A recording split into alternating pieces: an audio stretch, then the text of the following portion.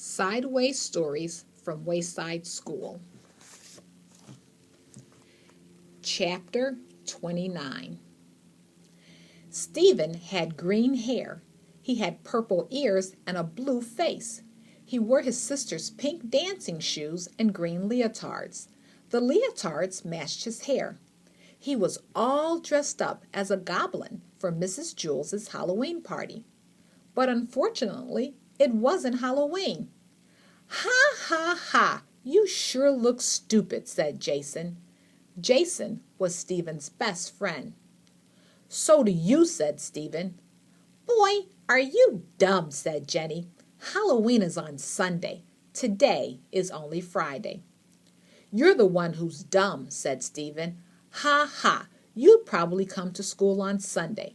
Mrs. Jules said we'd have the party today."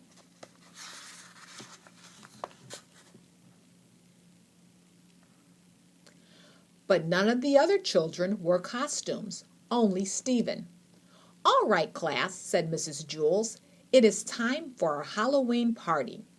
"See," said Stephen. Mrs. Jules gave each child a cookie that looked like an orange witch with a black hat. She laughed when she saw Stephen and forgot to give him one. Stephen didn't ask for it. He was afraid that she'd laugh again. The children finished their cookies in less than 30 seconds. "All right, class," said Mrs. Jules. "The party is over. We have a lot of work to do." Stephen felt like a fool. The party lasted less than a minute, and he had to spend the rest of the day wearing his stupid goblin suit. "Look, Stephen's wearing his sister's leotard," laughed Dana.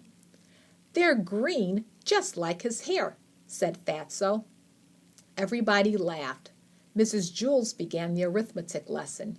She wrote on the blackboard, 2 plus 2 equals 5. "That's wrong," Joyce shouted. Mrs. Jules tried again. 2 plus 2 equals 3. That wasn't right either. She added 2 and 2 again and got 43. It was useless. No matter how hard she tried, she could not get 2 plus 2 to equal 4. "I don't understand it," she said. "They've always equaled 4 before." Suddenly she screamed. The chalk turned into a squiggling worm. She dropped it on her foot. Then all the lights went out and the blackboard lit up like a movie screen.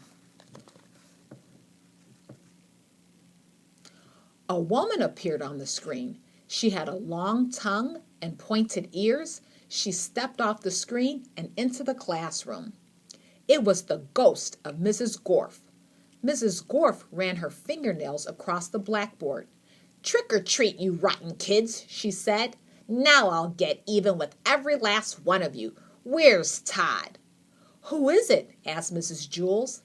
"Mrs. Gorf," said Damien. Who's Mrs. Gorf?" asked Mrs. Jules.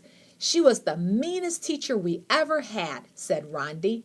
"What happened to her?" asked Mrs. Jules. "Louis ate her," said Jason.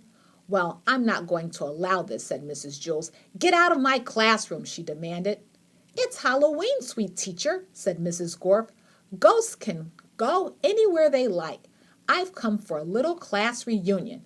"But it isn't Halloween," said Mrs. Jules. "Halloween is still 2 days away." "I know," said Mrs. Gorf, "but Halloween falls on a Sunday this year, so we are celebrating it on a Friday before." Stephen leaped up from his seat. "See, I was right," he said. "Today is the day we celebrate it, the Friday before. Mrs. Gorf proved it." He ran up to Mrs. Gorf. They all laughed at me and made me feel stupid because I was the only one who got dressed up. But they were the ones who were wrong. You and I are right. He put his arms around Mrs. Gorf and hugged her. Mrs. Gorf gasped and disappeared. The lights came back on. Mrs. Jules picked up the piece of chalk from the floor. She wrote on the blackboard, 2 plus 2 equals 4. "That's good," she said. "When 2 plus 2 doesn't equal 4, anything can happen." All the children who had laughed at Stephen now called him a hero. but they told him to change out of his stupid costume. So at lunch, Stephen went home, washed up, and changed. He came back wearing blue jeans and a polo shirt.